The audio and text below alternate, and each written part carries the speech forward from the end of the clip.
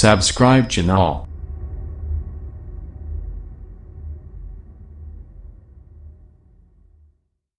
الحمد لله رب العالمين والعاقبة للمتقين والصلاة والسلام على سيد الأنبياء والمرسلين وعلى آله وصحبه أجمعين. أما بعد فأعوذ بالله من الشيطان الرجيم. بسم الله الرحمن الرحيم. قل إن كنتم تحبون الله فاتبعوني يحببكم الله ويغفر لكم ذنوبكم والله غفور رحيم. وقال النبي صلى الله تبارك وتعالى عليه وسلم: كل أمتي يدخلون الجنة إلا من أبى. قيل ومن يأبى يا رسول الله؟ قال من أطاعني دخل الجنة ومن عصاني فقد أبى. وقال النبي صلى الله تبارك وتعالى عليه وسلم: من تمسك بسنتي عند فساد أمتي فله أجر 100 شهيد، أو كما قال النبي صلی اللہ تبارک و تعالی علیہ وسلم.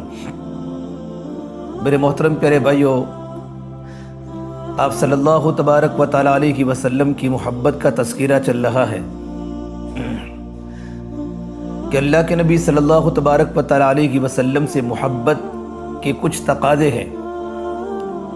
میں نے آپ کے سامنے 4 تقاضے بیان کیے کہ اگر یہ 4 تقاضوں پر ہماری زندگی ہے تو اس بات کی علامت ہے کہ ہمارے دل کی رگ رگ میں میرے آقا صلی اللہ علیہ وسلم کا پیار ہے اور میرے آقا صلی اللہ تبارک و تعالی علیہ وسلم کی محبت ہے. آپ صلی اللہ تبارک و تعالی علیہ وسلم سے محبت کا 5واں تقاضا الاقتداء بہ، کہ انسان اللہ کے نبی صلی اللہ تبارک و تعالی علیہ وسلم کی سنتوں کی پیروی کرے. کہ جو انسان اللہ کے نبی کے ساتھ محبت کرے گا اس کا ثبوت یہ ہے کہ وہ اللہ کے نبی صلی اللہ تبارک و تعالی علیہ وسلم کے طریقوں کے مطابق زندگی گزارے گا. عبداللہ ابن مبارک فرماتے ہیں: تعصی الالہ وانت تزعم حبہ هذا لعمری فی القیاس بدیع لو کان حبک صادقا لأطعتہ ان المحب لمن یحب مطیع. فرماتے ہیں اگر تو محبت میں سچا ہوتا تو اطاعت کرتا، اس لیے کہ محب جس سے محبت کرتا ہے اس کی اطاعت کرتا ہے. میرے بھائیو، جب ہم باجماعت نماز پڑھتے ہیں تو ایک امام ہوتا ہے، باقی مقتدی ہوتے ہیں. مقتدی کے اوپر لازم ہوتا ہے کہ امام کی اقتداء کرے. اگر کوئی مقتدی امام کی اقتداء نہ کرے تو اس کی نماز صحیح نہیں ہوگی.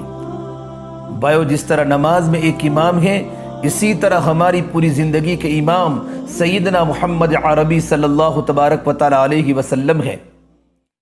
ہمارا فرض منصبی ہے کہ ہم ہر کام اللہ کے نبی صلی اللہ علیہ وسلم کے طریقے کے مطابق کریں. ہمارا کھانا، ہمارا پینا، ہمارا پہننا، ہمارا اوڑھنا، ہماری معاشرت، معیشت، ہر چیز اللہ کے نبی صلی اللہ تبارک و تعالی علیہ وسلم کے طریقے کے مطابق ہو. یہ ہر مسلمان کے اوپر لازم ہے.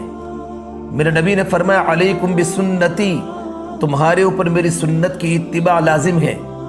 آپ نے دیکھا ہوگا کہ شادی کے موقع پر دلہن کو سجاتے ہیں. وہ یہ سمجھتی ہے اگر میری انگلیوں میں انگوٹھی پہنا دی گئی تو انگلیاں خوبصورت بن جائے گی. اگر بازوؤں میں چوڑیاں ڈال دی گئی تو میرے بازو خوبصورت بن جائیں گے.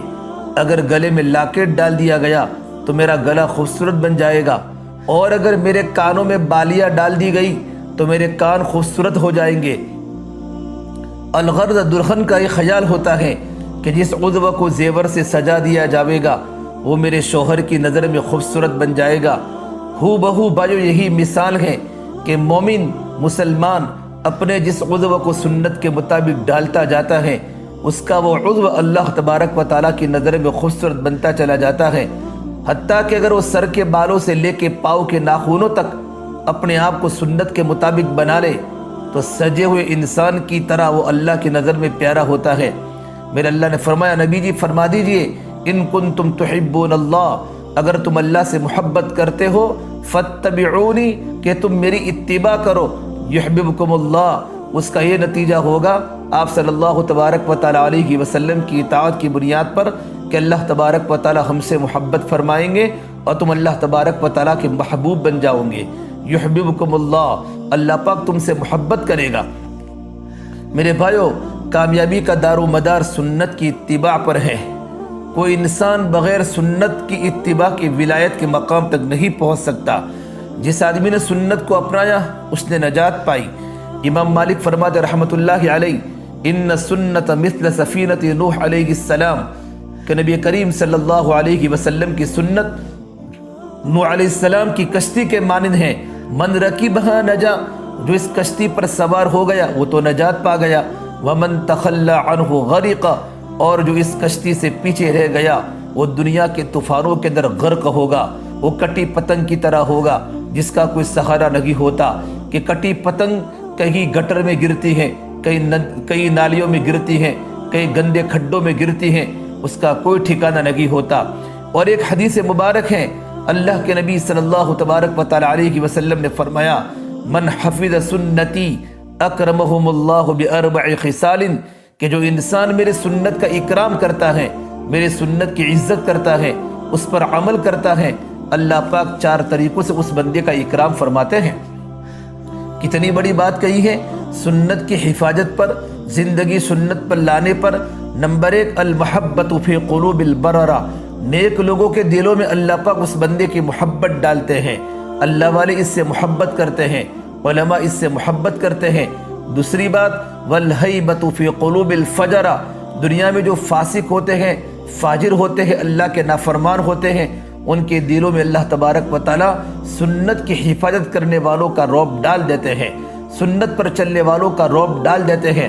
نمبر 3، والسعۃ فی الرزق، کہ سنت کی برکت کی بنیاد پر اللہ پاک اس بندے کا رزق کھلا فرماتے ہیں، رزق میں کشادگی عطا فرماتے ہیں۔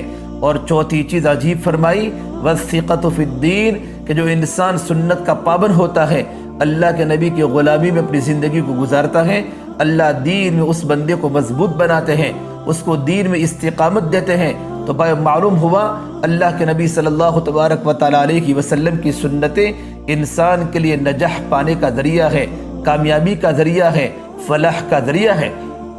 اس لیے میرے بھائیو، اپنی زندگی میں ہم اللہ کے نبی کی سنتوں کو جان جان کر اپنی زندگی کو سنت کے ڈھانچے میں ڈالنے کی کوشش کریں۔ ایک بہت بڑے اللہ والے ہیں، سید الطائفہ شیخ عبد القادر جیلانی محبوب سبحانی امام ربانی رحمۃ اللہ علیہ کا قول ہے، اساس الخیر متابعۃ النبی صلی اللہ علیہ وسلم فی قولہ و فعلہ، کہ خیر کی بنیاد ہی اللہ کے نبی صلی اللہ تبارک و تعالی علیہ وسلم کی قول میں اور فعل میں اتباع ہے۔ اور شاہ عبد العزیز رحمۃ اللہ علیہ نے فتح القدیر میں لکھا ہے، من تغابن بسنت عوقب بحرمان الفرائض، کتنے عجیب بات لکھی ہے کہ جو آدمی سنت کا اہتمام نہیں کرتا، سنت کو ہلکا سمجھتا ہے، اس کا وبال یہ ہوتا ہے کہ اس بندے کو فرائض سے محروم کر دیا جاتا ہے۔ ایک مرتبہ ہمارے بھوپال میں پیر ننھے میاں ایک بہت بڑے بزرگ گزرے ہیں، تصوف کے بہت بڑے بزرگ گزرے ہیں، ان کی مجلس میں عصر کے پہلے کی 4 رکعت سنت غیر مؤکدہ کا تذکرہ آیا، اور یہ بزرگ عصر کے پہلے 4 رکعت سنتوں کی ترغیب دے رہے تھے۔ تو ان کے کسی مرید نے کہا، حضرت یہ تو سنت غیر مؤکدہ ہے، سنت غیر مؤکدہ ہے۔ اس کے بولنے کا اس طریقے پر انداز تھا گویا کہ 4 رکعت سنتوں کی کوئی اہمیت نہیں ہے۔ تو پیر ننھے میاں بھوپال نے فرمایا، بھائی ہے تو یہ سنت، لیکن تیرا جو لہجہ ہے وہ لہجہ تیرا کفریہ ہے، تو دوبارہ کلمہ پڑھ۔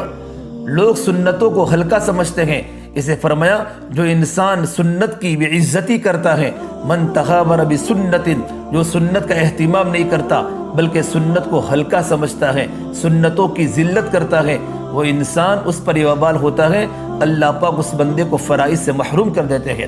اور میرے بھائیو، اللہ کے نبی صلی اللہ تبارک و تعالی علیہ وسلم نے فرمایا، من احب سنتی فقد احبنی، جس نے میرے سنت سے محبت کی اس نے مجھ سے محبت کی، ومن احبنی کان معی فی الجنہ، اور جس نے مجھ سے محبت کی وہ جنت میں میرے ساتھ ہوگا۔ اللہ اکبر، کتنی بڑی بات فرمائی۔ اللہ کے نبی کی سنتوں پر عمل کرنے پر انسان جنت کے اندر اللہ کے نبی کی معیت میں ہوگا۔ اور ایک میرے نبی نے حدیث پاک میں فرمایا، من تمسک بسنتی عند فساد امتی فلہ اجر 100 شہید، کہ جو انسان میری سنت کا اس وقت اہتمام کرے، میری سنتوں کو زندہ کرے اور میری سنتوں کو مضبوط پکڑے جبکہ سنت کی طرف سے بے توجہی کی جا رہی ہو، لوگوں کا دھیان سنتوں کی طرف نہ ہو اور سنتوں کو چھوڑا جا رہا ہو، تو میرے نبی نے فرمایا اس بندے کو 100 شہیدوں کا ثواب عطا کیا جائے گا۔ فَلَهُ أَجْرُ 100 شہید، اس بندے کو اللہ تبارک و تعالیٰ کی طرف سے 100 شہیدوں کا ثواب ملے گا۔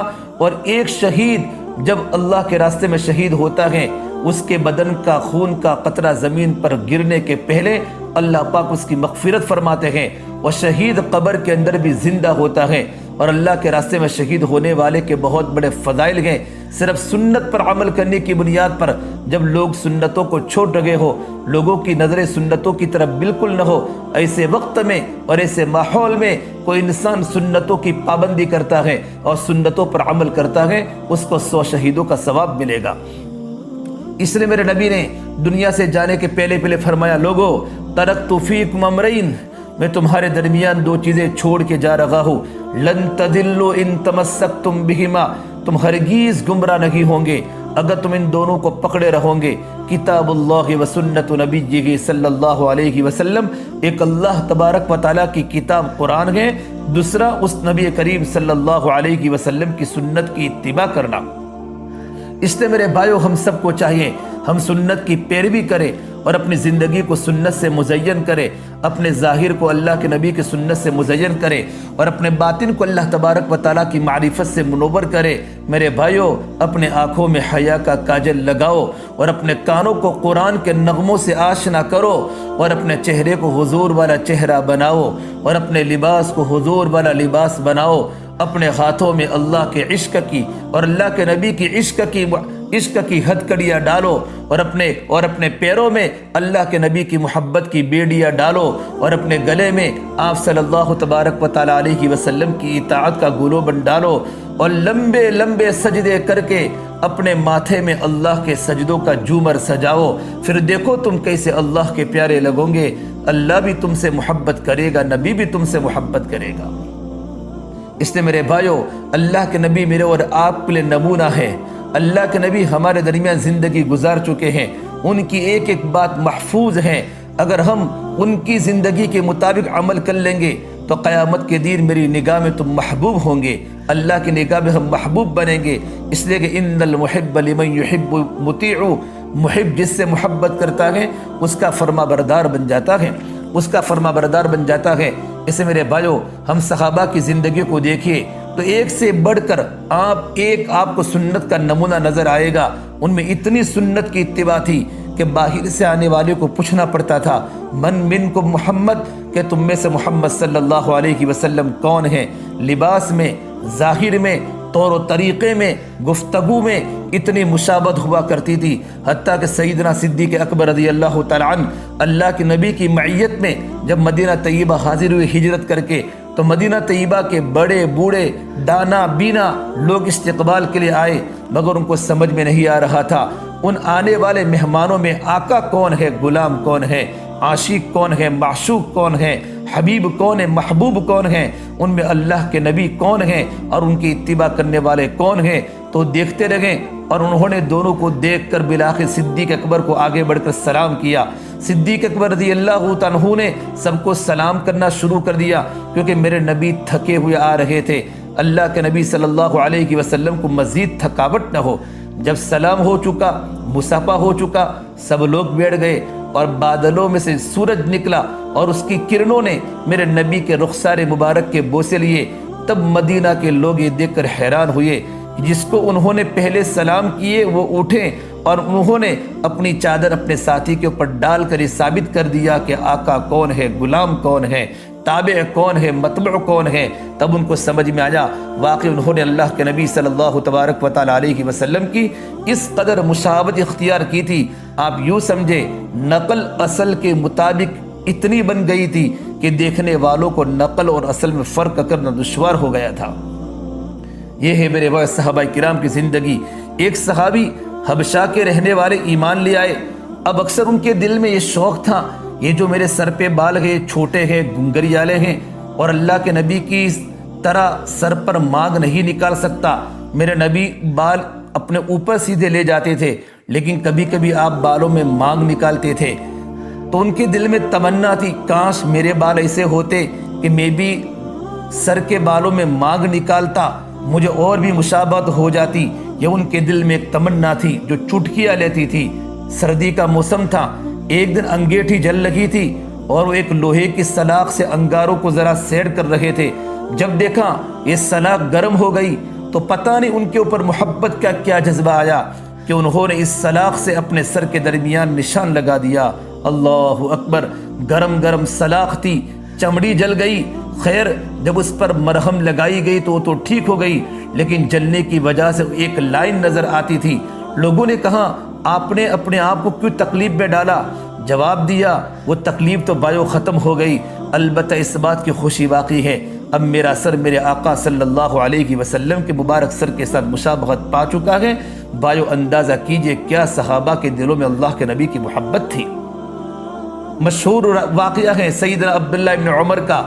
مدینہ طیبہ سے مکہ مکرمہ کی طرف جا رہے ہیں، ایک جگہ جا کر رک گئے، نیچے اترے، قریب میں ایک درخت تھا اس کی طرف گئے اور وہاں جا کر وہ اس طرح بیٹھے جیسے انسان قضاء حاجت سے فارغ ہونے کے لیے بیٹھتا ہے، مگر وہ فارغ نہیں ہوئے، ویسے ہی اٹھ کے آ گئے اور سفر شروع کر دیا۔ تو رفیق رفقاء سفر نے پوچھا حضرت اگر آپ کو حاجت نہیں تھی تو آپ نے کیوں سفر کو روکا؟ خود بھی رکے دوسروں کو بھی روکا۔ عبداللہ بن عمر نے جو جواب دیا ہے فرمایا اگرچہ مجھے پیشاب کی ضرورت نہ تھی مگر ایک دفعہ میں نے میرے محبوب محمد عربی صلی اللہ تبارک و تعالی علیہ وسلم کے ساتھ اسی راستے کا سفر کیا تھا، میں نے دیکھا میرے آقا اس جگہ پر رکے اور آپ سواری سے اترے اور فارغ ہوئے۔ اب میں گزر رہا تھا، میرے دل میں خیال آیا کہ میں بھی وہی عمل کروں جو میرے محبوب صلی اللہ علیہ وسلم نے کیا، تو میں گیا اور تھوڑی دیر بیٹھ کے واپس آ گیا۔ بھائیو میرا ٹائم تو لگ گیا مگر مجھے میرے آقا کی ایک یاد کو تازہ کرنے کا ایک موقع نصیب ہو گیا۔ میرے دوستو اس سے اندازہ لگا سکتے ہیں کہ صحابہ کرام کس قدر اللہ کے نبی کی سنتوں کے شیدائی تھے۔ وہی سمجھا جائے گا شیدائے جمال مصطفیٰ جس کا حال حال مصطفیٰ ہو، جس کا قول قول مصطفیٰ ہو۔ کتنی بڑی بات ہے۔ سیدنا حذیفہ بن یمان رضی اللہ تعالی عنہ ایران کے فتح ہونے کے بعد جب وہاں تشریف لائے تو دسترخوان پہ لقمہ گرا، انہوں نے اٹھا کے کھا لیا، چونکہ میرے نبی کی سنت ہے جب دسترخوان پر لقمہ گر جاوے تو لقمے کو اٹھا کے کھا لو۔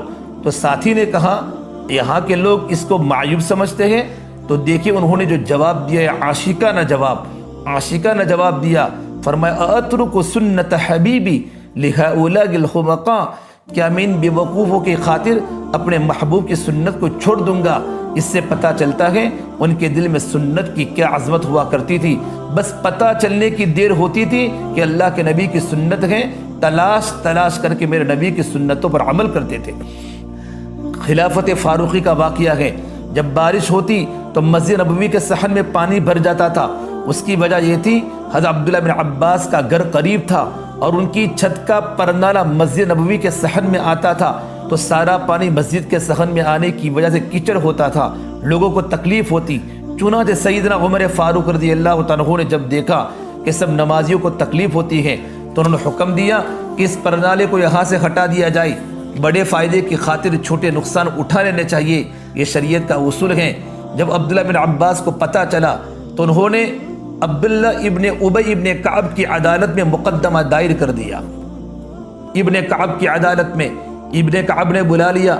آپ دیکھیں ام المؤمنین وہی کھڑے ہیں، عمر فاروق اور ابن عباس بھی وہاں کھڑے ہیں۔ پوچھا کیا بات ہے؟ حضرت عمر نے بتایا لوگوں کے عمومی فائدے کی خاطر میں نے اس طرح کا حکم دیا ہے کیونکہ میں نے لوگوں کو تکلیف سے بچانے کا ذمہ دار ہوں، میں ام المؤمنین ہوں۔ ابن عباس نے جواب میں کہا آپ کی بات اپنی جگہ پر صحیح ہے، مسئلہ یہ ہے اللہ کے حبیب صلی اللہ علیہ وسلم نے اپنے مبارک ہاتھوں سے اس پرنالے کو یہاں لگایا تھا، میرا جی چاہتا ہے میں اس پرنالے کو اسی جگہ پر دیکھوں۔ میرے بھائی اتنا سننا تھا۔ ام المؤمنین سیدنا عمر فاروق رضی اللہ تعالیٰ عنہ نے کہا اے ابن کعب آپ فیصلہ کر دیجئے، پرنالہ اپنی جگہ پر واپس لگے گا، مگر فرق یہ ہوگا اب عمر فاروق وہاں جائے گا اور رکوع کی حالت میں کھڑا ہوگا اور ابن عباس میری کمر پر سوار ہو کر اس پرنالے کو فٹ کریں گے جس کو میرے آقا صلی اللہ علیہ وسلم نے فٹ کیا تھا۔ بایو تاریخ بتاتی ہے ایسے ہی ہوا۔ ابن عباس نے پرنالہ لگایا اور نیچے اتر کر کہا بس میں نے اس کو ایک دفعہ دیکھ لیا، اب میں پورا مکان مسجد نبوی کے اندر شامل کر دیتا ہوں۔ کیا محبت تھی ان صحابہ کو اللہ کے نبی کی ایک ایک سنت کے عاشق تھے۔ حضرت عبداللہ بن عمر فرماتے ہیں، حضرت عمر کے بیٹے، کہ میرے نبی نے ایک مرتبہ فرمایا تھا فلاں دروازہ اگر عورتوں کے لیے مخصوص کر دیا جائے تو بہت اچھا ہوگا۔ اس کو باب النساء کہا جاتا تھا، عورتیں وہاں سے داخل ہو کر نماز پڑھتی تھی۔ فرماتے ہیں اس میرے نبی کا فرمان سننے کے بعد میں پوری زندگی اس باب النساء سے کبھی مسجد میں داخل نہیں ہوا، کیونکہ میرے آقا نے فرما دیا یہ عورتوں کے لیے الگ کر دیا جائے گا۔ کتنے صحابہ کے واقعات ہیں، اگر میں بولتے جاؤں تو بہت لمبا وقت ہو جائے گا۔ ایک اور صحابی آتے ہیں، ایک پاؤں مسجد کے اندر ہیں، ایک پاؤں دروازے کے باہر ہیں۔ اس وقت جو لوگ مسجد میں تھے تو میرے نبی نے ان کو فرمایا اجلسو، بیٹھ جاؤ۔ یہ لفظ ان کے کان میں پڑ گیا اور وہی بیٹھ گئے۔ بعد میں آنے والے نے پوچھا یہ کوئی بیٹھنے کی جگہ ہے؟ ایک پاؤں مسجد کے اندر، ایک پاؤں باہر دہلیز پر، تو کہنے لگے سنو میرا ایک پاؤں اندر تھا، اتنے میں میرے آقا کا فرمان کان میں پڑا اجلسو۔ اب میرے لیے تعمیل کے سوا کوئی چارہ نہ تھا۔ ان صحابہ کے دلوں میں سنت کی کتنی وقت اور عظمت تھی، اس لیے ایک ایک سنت پر بڑے اہتمام کے ساتھ وہ عمل کرتے تھے۔ میرے بھائیو، ہمارے قریب کے زمانے میں اکابر علماء دیوبند کو اللہ نے وہ شان عطا فرمائی تھی، وہ اللہ کے نبی کی سنتوں کے عاشق تھے۔ چنانچہ اکابر علماء دیوبند میں سے ایک ایک کی زندگی کو پڑھ لیجئے، آپ کو ان کا ظاہر سنت سے بالکل مزین نظر آئے گا۔ ہر چھوٹی بڑی سنت کے اوپر عمل کرنا یہ ان کا محبوب مشغلہ ہوتا تھا، وہ لطف اٹھاتے تھے۔ جیسے بچہ کوئی لفظ بولے، مثلا روٹی کو تاتا کہے تو ماں بھی تاتا بولتی ہے، دودھ کو تو بولے تو ماں بھی دودھ کو تو بولتی ہیں۔ اس طریقے پر میرے بھائیوں ہمارے اکابر علماء دیوبند کا یہی حال تھا، ایک ایک عمل میں اللہ کے نبی کی سنت پر عمل کیا کرتے تھے۔ مولانا قاسم صاحب نانوتوی رحمۃ اللہ علیہ کے بارے میں انگریزوں نے وارنٹ جاری کر دیا کہ ان کو گرفتار کر کے پھانسی پہ لٹکا دو۔ حضرت کو اطلاع ملی، حضرت روپوش ہو گئے، چھپ گئے۔ 3 دن کے بعد پھر باہر نظر آنے لگے۔ کسی نے کہا حضرت آپ پر تو پھانسی کا حکم ہے، زندگی کا مسئلہ ہے، بہتر ہے کہ آپ چھپ جاوے۔ حضرت نانوتوی نے کیا جواب دیا ہے، میں نے اللہ کے نبی کی مبارک زندگی کو دیکھا، مجھے غار سور کی 3 راتیں چھپنے کی حالت میں گزاری ہوئی سنت نظر آئی، میں نے اس سنت پر عمل کیا، اب میں باہر آ گیا ہوں، اب اگر کوئی مجھے پھانسی بھی چڑھا دے گا تو میں چڑھنے کو تیار ہوں۔ اللہ اکبر، اللہ اکبر۔ یہ ہمارے علماء دیوبند کی شان ہے، ان کے دل میں اللہ کے نبی کی محبت، اللہ کے نبی کی سنتوں کے عاشق۔ مولانا رشید احمد گنگوہی رحمۃ اللہ علیہ آخری عمر میں موتیا آ جانے کی وجہ سے بینائی چلی گئی تھی، دکھتا نہیں تھا، مگر حضرت ان دنوں کے اندر بھی باقاعدگی کے ساتھ سرما استعمال فرماتے تھے۔ حضرت سرمے کو بہت پسند فرماتے تھے اور سنت پر عمل کرتے تھے۔ عام لوگ یہ سمجھتے تھے کہ بینائی تیز کرنے کے لیے سرما لگایا جاتا ہے۔ چنانچہ ایک آدمی نے کہا حضرت آپ کی تو بینائی بھی نہیں اور آپ سرما لگاتے ہیں۔ فرمایا بینائی کی نیت سے نہیں لگاتا، میں تو اپنے آقا کی سنت پر عمل کرنے کی نیت سے روزانہ سرما لگاتا ہوں۔ کتنی محبت ہے، کتنی محبت ہے میرے بھائیو۔ ہم بھی اللہ کے نبی صلی اللہ تبارک و تعالی علیہ وسلم کی سنتوں پر عمل کرنے کی کوشش کریں۔ میرے بھائیو ہم زندگی دیکھیں گے تو ہمیں زندگی یاد آئے گی، ان کی زندگی میں اللہ کے نبی کی کتنی سنتیں تھی، وہ اللہ کے نبی کی سنتوں پر عمل کرنے والے تھے۔ اس لیے علامہ اقبال نے کہا ہے کسی غم خسار کی محنتوں کا عجیب میں نے صلہ دیا، جسے میرے غم نے گلا دیا اسے میں نے جی سے بھلا دیا، میں تیرے مزار کی جالیوں کی محنتوں میں لگا رہا، تیرے دشمنوں نے تیرے چمن میں خزاں کا جال بچھا دیا، میرے مہرباں تیرا شکریہ بھلا کس زباں سے کروں ادا، میری زندگی کی اندھیری شب میں چراغ فکر جلا دیا۔ وہ آقا جنہوں نے ہمیں زندگی گزارنے کا طریقہ سمجھایا، اللہ سے واصل ہونے کا طریقہ سمجھایا، آج ہم اس محسن انسانیت کی سنتوں کا اہتمام نہیں کرتے۔ ہم اپنے گھروں میں عورتوں بچوں کو دیکھیں، آج اگر کھانے کا طریقہ پسند ہے تو غیروں کا، لباس پسند ہے تو غیروں کا، گھر کی سجاوٹ دیکھیں تو غیروں جیسی، ہر چیز غیروں کی اگر پسند ہے تو قیامت کے دن حوض کوثر پہ اللہ کے نبی کے سامنے پیش ہو کر پھر ہم کیا کہہ سکیں گے؟ یا اللہ کے نبی ہماری شفاعت فرما دیجئے، ہماری شفاعت فرما دیجئے۔ میرے بھائیو میں تو زندگی سنت کے مطابق گزاروں، یہاں تک جذب کر لوں کاش تیرے حسن کامل کو، तुझी को सब पुकार उठे गुजर जाऊँ जिधर से मैं, ये आका मैं सुन्नत का ऐसा नमूना बन जाऊँ, मैं जिधर से गुजर जाऊँ लोगों को मेरे आका याद आ जाए। काश हमारे दिलों में वो सुन्नत की मोहब्बत आ जाए, सुन्नत की वो अज़मत आ जाए। फिर देखिए अल्लाह ताला के हबीब सल्लल्लाहु अलैहि वसल्लम को क़यामत के दिन हमें देखकर कितनी राहत होगी। चुनाचे अल्लाह के नबी की उम्मत से मोहब्बत का ये आलम था। आपके पास मलकुल मौत आए, ये अल्लाह के हबीब आप अल्लाह ने आपको याद फरमाया है, तो मेरे नबी ने फरमाया मलकुल मौत पहले मुझे अल्लाह ताला से पूछ के बताओ मेरे बाद मेरी उम्मत का क्या हाल होगा। मलकुल मौत ने कहा, रब्बे करीम में जवाब दिया, मेरे हबीब हम आपके बाद आपकी उम्मत को अकेला नहीं छोड़ेंगे, बेआसरा नहीं छोड़ेंगे। जिस महबूब को उम्मत के साथ इतनी मोहब्बत थी कि आखिरी लम्हे में भी उम्मत की फिक्र लगी हुई है, आज वही उम्मत अगर सुन्नत को तोड़ने वाले बन जाए तो सोचिए आका के लिए किस कदर गम की बात है। भयो हमें चाहिए आज हम दिल से अहद कर ले, हम बैठकर अपनी ज़िंदगी का जायज़ा लेंगे, एक एक अमल को सुन्नत के मुताबिक बनाएंगे, हत्ता के गोद से लेकर गौर में जाने तक, कब्र में जाने तक जितनी सुन्नतें हैं हम सबको अपनाएंगे, ताकि अल्लाह के नबी सल्लल्लाहु अलैहि वसल्लम की सुन्नतों का ऐसा नमूना बन जाए। अल्लाह ताला क़यामत के दिन उस ज़ाहिर ही को कबूल फरमा ले। हमने दुनिया में देखा है बाज़ तलबा एक नंबर से मुमताज़ आ जाते हैं, बाज़ तलबा एक नंबर से फेल हो जाते हैं। ज़रा सोचिए तो सही, अगर एक नंबर इतनी अहमियत रखता है तो अगर हम एक एक सुन्नत को अपनाएंगे तो हो सकता है यही सुन्नत हमारे लिए अल्लाह ताला की निगाहों में मुमताज़ होने का, कामयाबी का ज़रिया बन जाए। अल्लाह को ये बात प्यारी लगे और अल्लाह हमारे लिए सुन्नत भरी ज़िंदगी गुजारनी आसान फरमा दे। अल्लाह ताला के लिए ये बात कोई मुश्किल नहीं। हाँ, हम तो ज़ाहिर को सजा सकते हैं, बातिन का मामला तो अल्लाह के ज़िम्मे है, मगर इतनी बात बायो ज़रूर है, क़यामत का दिन होगा अगर हम अपनी सुन्नत के साथ शबाहत को लेके अल्लाह के हुजूर पहुँच गए और रब्बे करीम ने पूछा मेरे बंदो तुम दुनिया से क्या लेकर आए, तो इतना तो हम कह सकेंगे तेरे महबूब की या रब शबाहत लेके आया हूँ, तेरे महबूब की या रब शबाहत लेके आया हूँ, हकीकत उसको तू कर दे मैं सूरत लेके आया हूँ। मेरे मौला सूरत तो बनाए फिरते हैं, इसमें हकीकत को भर देना ये तो आपका काम है। आप रहमत की एक नज़र डाल दीजिए, हमारे मन की कैफियतों को भी सुन्नत के मुताबिक बना दीजिए, ताकि ज़ाहिर व बातिन सुन्नत के नूर से मुनव्वर हो जाए। अल्लाह ताला आज की इस महफिल में हमें सुन्नतों भरी ज़िंदगी गुजारने की तौफीक अता फरमावे, हत्ता कि जब मौत का वक्त आवे, मलकुल मौत आए, दिलों को टटोले तो इश्क नबवी से भरा हुआ पावे, दिमागों को टटोले इल्म नबवी से भरा हुआ पावे, हमारे आज़ा को टटोले तो सुन्नत नबवी से मुज़य्यन नज़र आए और वो भी उसकी गवाही दे दे, ये बंदा मुझे अपने आका का ग़ुलाम नज़र आता है, आशिक रसूल नज़र आता है।